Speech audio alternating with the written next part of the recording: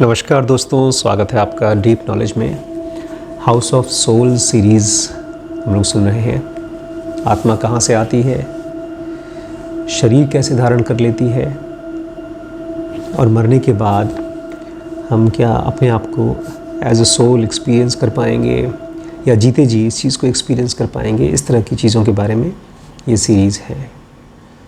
तो आज मैं बात करना चाहता हूँ कि हम जन्म कहाँ से लेते हैं, आखिर आत्मा शरीर का रूप कैसे लेती है और ये सारा का सारा चक्कर कैसे सॉल्व हो, ये प्रॉब्लम के जड़ तक कैसे पहुँचे। ठीक है,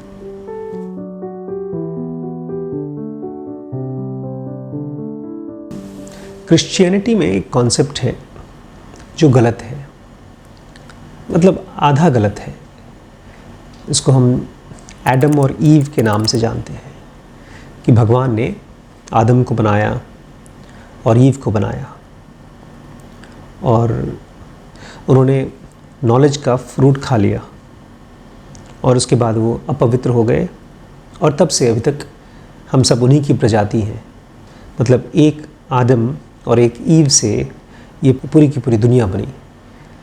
ये आधी अधूरी कॉन्सेप्ट है हमारे हिसाब से।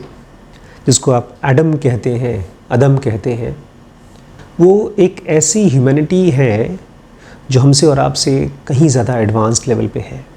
और जिस पैराडाइज़ में वो थे पहले, जब वो धरती पर आए, उससे पहले जिस स्वर्ग में थे, वो स्वर्ग पता है क्या है? वो है जनः यूनिवर्स। वो हमारे भू भुवः सुवः तीनों यूनिवर्सेस से ज़्यादा एडवांस्ड है जनः यूनिवर्स। और जनः यूनिवर्स वो पहला यूनिवर्स है जिसमें इंसानियत पैदा हुई। लेकिन ये इंसानियत वैसी नहीं है जैसी मैं और आप कल्पना करते हैं। जैसी आप लोगों को देखते हैं, सिविलाइजेशन को देखते हैं, ये इंसानियत इससे कहीं ज़्यादा एडवांस्ड, कहीं ज़्यादा समझदार थी। ये कैसे समझदार है हम अभी पढ़ेंगे। तो सबसे पहली बात कि जनः यूनिवर्स वो सबसे पहली सिविलाइजेशन है, इंसानियत जो दुनिया में आई। ये भू भुवः सुवः से भी पहले, और ये अकेले एक एडम और ईव के साथ नहीं आई। इसमें कई आदम और कई ईव आए एक साथ। इसको ऐसे समझिए जैसे बाढ़ क्रिएट हुई। अब मैं चाहता हूँ कि आप इस चीज़ पर थोड़ा ध्यान दें कि वो एडम ईव वो हमारे पूर्वज थे और हमारे असली पूर्वज जो जनः यूनिवर्स में थे वो हमसे कैसे अलग थे या कैसे अलग हैं। उनके अंदर में कुछ क्वालिटीज़ नहीं हैं। वो हैं फ्री फ्रॉम वांट, उनको डिज़ायर्स परेशान नहीं करती। वो हैं फ्री फ्रॉम लिमिटेशंस, उनको कोई लिमिटेशन टच नहीं करती। किसी भी तरह की तकलीफ़, दुख, बीमारी से वो पूरी तरह से फ्री है। और सबसे इम्पॉर्टेंट, जनः यूनिवर्स के बाशिंदे मृत्यु से टच नहीं होते, इनको मौत टच नहीं करती। तो दूसरे शब्दों में कहा जाए, जिस पैराडाइज की बात जनः यूनिवर्स कर रहा है वो एक ख़ास तरह की कंडीशनिंग की बात कर रहे हैं जो कि हमारे और आपकी दुनिया से एकदम अलग है। हम इस मन से जो भी कंसीव करते हैं, जो भी चीज़ चाहते हैं, वो जनः यूनिवर्स तक हमको नहीं ले जाता, क्योंकि हमारे सारे कॉन्सेप्शंस उसमें limitation, want, pain, misery, disease, ये सब इनहेरेंट है। आप जो कुछ भी चाह लें, जो कुछ भी सोच लें, जितनी भी अच्छी से अच्छी चीज़, स्वर्ग भी चले जाएं और वहाँ पर अप्सराओं के साथ रह लें, सोमरस पी लें, ताकत हासिल कर लें, वो सब के सब वांट, लिमिटेशन, पेन, मिजरी जैसी चीज़ों से कुंठित है, श्रापित है। अगर थोड़ा सा हम लोग मेडिटेटिव हो सकें और स्क्रिप्चर्स को पढ़ सकें, बाइबल जैसी बुक्स या गीता को पढ़ सकें, तो आप देखेंगे ये ग्रेट माइंड्स एक ऐसी चीज़ को एक्सप्रेस कर रहे हैं जो हमारे और आपकी दुनिया से एकदम अलग है। इसकी बात ही नहीं कर रहे हैं वो लोग, और जो कुछ भी कह रहे हैं उसमें अच्छी खासी सच्चाई है। इससे पहले हमने बात की है कि अगर किसी प्रॉब्लम को जड़ से ख़त्म करना है, और ये है problem of life, problem of reality, कि अगर हम सचमुच में रियल हैं, हमारे अंदर में सचमुच में आत्मन है, उसको कैसे सॉल्व की जाए। तो अगर किसी भी प्रॉब्लम को सॉल्व करना है तो उसकी जड़ तक पहुंचना पड़ेगा। जैसे मैंने कहा था, बीमारी को अगर ठीक करना है तो पहले डायग्नोसिस बनानी पड़ेगी। मैं चाहता हूँ एक और बड़ी इंपॉर्टेंट चीज़ को हम अपने ध्यान में रखें। हम इंसान जब लाइफ के बारे में सोचते हैं, हमारी इंसानियत की, तो हम धरती को सेंटर पॉइंट बनाते हैं और हमको लगता है पूरा का पूरा ब्रह्मांड इसी धरती के चारों तरफ, बल्कि कहना चाहिए हमारे चारों तरफ घूम रहा है। ऐसा हम लोग अज्यूम करते हैं, ये गलत है। लेकिन भगवद गीता जैसी और बहुत सी किताबों में, स्क्रिप्चर्स में, ये दुनिया को एक अलग तरीके से दिखाया गया है। हमारी इंक्वायरी यहाँ बॉडी से नहीं शुरू होनी चाहिए। अगर हम ये पूछते हैं कि आखिर इस शरीर में आत्मा कैसे आई, तो ये गलत इंक्वायरी है। हमारी इंक्वायरी का सोर्स कहीं और से होना चाहिए। असली सोर्स हमारा और आपका जनह है, और उसके परे वो हमारी और आपकी जड़ है। इसलिए अगर हम अपने सवालों के आंसर्स चाहते हैं तो हमारी यात्रा वहाँ से शुरू होती है, यहाँ से नहीं, शरीर से नहीं, जनह से, आत्मन से। कृष्ण भगवद गीता में इसको अश्वत्थ के पेड़ से पुकारते हैं। कहते हैं ये पेड़ उल्टा है, इसकी जड़ें आसमान की तरफ हैं। आसमान मतलब जनह, यूनिवर्स। और कृष्ण कहते हैं जब तक इस पेड़ को हम ख़त्म नहीं कर पाएंगे तब तक हम अपने आत्मन को, अपनी इमॉर्टैलिटी को नहीं जान पाएंगे। इस पेड़ की जड़ें ऊपर की तरफ होती हैं, इसका तना नीचे की तरफ होता है, और इसके जो मोटे मोटे तने हैं वो है हिरण्यगर्भ, मतलब इस दुनिया में शरीर को क्रिएट करने वाली शक्ति। और इसकी शाखाएं हैं अहंकार, और उसी अहंकार की वजह से सारा भ्रम क्रिएट होता है।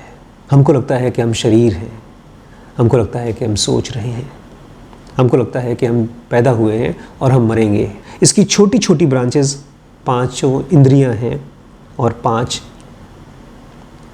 तन्मंत्रास हैं, और जो भी ग्रॉस एलिमेंट्स हैं, पंच महाभूत, आग, पानी, हवा, आकाश और धरती, ये हैं ग्रॉस एलिमेंट्स। ये भी इसी टहनी के पार्ट हैं। इस पेड़ को काटने के लिए कहते हैं कृष्ण। ये पेड़ जहाँ से सोर्स लेता है, जहाँ से ये अपनी जान लेता है, ज़िंदगी जहाँ से पाता है, अगर वहाँ पहुँचना है तो हमको पकड़ना पड़ेगा अपने अहंकार को, हमको पकड़ना पड़ेगा अपनी इंद्रियों को। हमको देखना है कि किस तरह से बेहोशी की वजह से हम बार बार इन 5 एलिमेंट वाले शरीर को चाहते हैं, अपने विचारों के रूप में चाहते हैं। हमारी जड़ आत्मन है, जनह यूनिवर्स है। वो इसी समय, इसी वक्त हमको सांस लेने में मदद नहीं कर रही है, वही सांस ले रही है। ये शरीर उसी की आदेश पर, उसी के ऑर्डर्स पे सांस ले रहा है। जिस मोमेंट पे हमारा डिवाइन फ्रैगमेंट डिसाइड करता है कि अब ये शरीर नहीं, उस समय शरीर ख़त्म हो जाता है। हम इस ज़िंदगी को जीते हैं अपनी इंद्रियों के हिसाब से। हमारी आंखें जो देखने के लिए कहती हैं हम देखते हैं, जो खाने के लिए कहती हैं खाते हैं। इस शरीर का जो मन करता है वो करता है। यहाँ तक कि ज़्यादातर हमारी जो पढ़ाई लिखाई होती है वो भी इसी शरीर के निर्वाह और इस शरीर के प्लेजर के लिए होता है। और अगर थोड़ा सा हम शरीर के ऊपर उठते हैं तो अपने अहंकार के लिए जीते हैं, नाम के लिए, अपने ख़ानदान के लिए, अपनी खुशी के लिए। कृष्ण कहते हैं इसके जड़ को पहुँचो। वो कौन सा एलिमेंट है जो तुम्हें बार बार शरीर का रूप देता है, उसको पकड़ो। इसलिए लड़ाई के मैदान में भी अर्जुन को कृष्ण इस पेड़ को काटने की बात करते हैं। कुछ ऐसी चीज़ देख पा रहे हैं कृष्ण जो चाहते हैं हम और आप देख लें। सोर्स की बात कर रहे हैं, वो सोर्स जो पैदा नहीं होता। कहते हैं अष्टांग योग में 8 स्टेप्स हैं। यम, नियम, आसन, प्राणायाम, प्रत्याहार, धारणा, ध्यान, समाधि। इतना जोर क्यों? क्योंकि जो बीज है, जो शरीर का रूप ले रहा है, वो भस्म होना चाहिए। और उस बीज का असली रूप अपने असली रूप में जीना चाहिए। उसमें एक भी इम्प्रेशन नहीं होना चाहिए, उसमें एक भी मेमोरी नहीं होनी चाहिए उस बीज में। जब तक उसमें विचार है तब तक वो शरीर लेगा। अपने आसपास लोगों को देखिए और देखिए ध्यान से उनके बारे में आप क्या सोच रहे हैं, क्या चाह रहे हैं, उनसे क्या चाह रहे हैं और उनको क्या देना चाह रहे हैं। अभी तक आप इस पेड़ की टहनी, इस पेड़ के पत्ते, इसके बारे में बात कर रहे हैं। इसका जड़ आपके ख्याल में नहीं आया है। जब आप विचार करते हैं, ऑब्ज़र्व करते हैं, मेडिटेट करते हैं, स्पिरिचुअल रास्ते पे चलते हैं, अवेयर रहते हैं, तो आप जड़ की तरफ जा रहे हैं। वो जड़ जो पैदा नहीं हो सकता, लेकिन वो सोर्स है, इस शरीर का सोर्स है। वही है जिसकी वजह से आप सांस ले रहे हैं। इस पूरे विज्ञान को उल्टा करके पढ़ना पड़ेगा। अगर आप ये पूछेंगे कि आखिर ये शरीर कैसे पैदा हुआ, तो उसका आंसर केवल आपको इस रूप में मिल सकता है जब आप खुद को देख पाएंगे कि आप पैदा नहीं हुए। क्योंकि ये शरीर और ये मन बार बार सवाल प्रोड्यूस कर रहा है। ये आवाज़ है, सवाल केवल आवाज़ है। आवाज़ तो आती है, रहेगी, फिर चली जाती है, ख़त्म हो जाती है। लेकिन जो सोर्स हैं आप, जो आत्मन हैं आप, वो अजन्मा है। वो इसका कारण भी है, इसके साथ भी है, इसके जाने के बाद भी है। हर रोज़ जब आप एक विचार को छोड़ देते हैं, एक इमोशन को छोड़ देते हैं, ऐसे ही बिना ध्यान किए, बिना उसको देखे, बिना ऑब्ज़र्व किए, कैजुअली, तो आपके अंदर का ये अहंकार रूपी पेड़ बड़ा होते जाता है। इसलिए तो अर्जुन को जाने नहीं दिया कृष्ण ने। वो चाहते थे लड़ना हो लड़ो, नहीं लड़ना हो मत लड़ो, लेकिन अपने अंदर की इस पेड़ को, जो तुम्हें बार बार दुख दिलाने के लिए काम कर रहा है, उसको ख़त्म करो। कृष्ण ने किया अपने लिए, आपको अपने लिए करना होगा। यह आपके लिए कोई और नहीं कर सकता। ये एक ऐसा काम है जो 24 घंटे आपके मन के अंदर हो रहा है। जब भी एक विचार चलता है तो एक पत्ता पैदा होता है। जब भी एक इच्छा पैदा होती है तो एक टहनी पैदा होती है। जब भी एक डिसीजन पैदा होता है इस दुनिया के बारे में, किसी भी चीज़ के लिए, तो आप एक और ब्रांच खड़ी कर रहे हैं। जब भी आप किसी चीज़ के लिए कंप्लेन करते हैं तो आप अपने को ही फिर से पैदा करने के लिए तैयारी कर रहे हैं। इसके जड़ के बारे में पूछिए, उसका स्वभाव कैसा होगा। जो आपका सोर्स है, जिससे आपको सांस मिल रही है, जो सोते समय आपके शरीर को जिंदा रखता है, जो आपका और कृष्ण का एक है, उसका स्वभाव कैसा है। वो है लीडिंग कैरेक्टर आपकी लाइफ का। आपका मन नहीं, आपका शरीर नहीं। ये वो फिल्म है जिसका हीरो चुप रहता है, कुछ बोलता नहीं।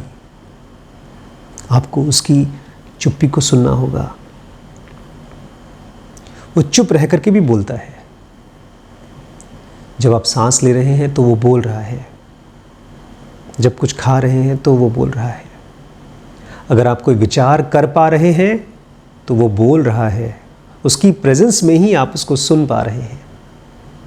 लेकिन अगर आपको उसे अनुभव करना है, उस डिवाइन फ्रैगमेंट को, उस आत्मन को, तो इस शरीर को, इस मन को, इस कान को, उसमें इंटरेस्टेड होना है। उस जन यूनिवर्स के बाशिंदे में, उस आत्मन में, जिसके अंदर कोई वांट नहीं है, कोई लिमिटेशन नहीं है, कोई पेन नहीं है, कोई मिजरी नहीं है। उसको आप चाह नहीं सकते, उसको जान सकते हैं, उसको जी सकते हैं, बस। और यही है आपकी मुक्ति।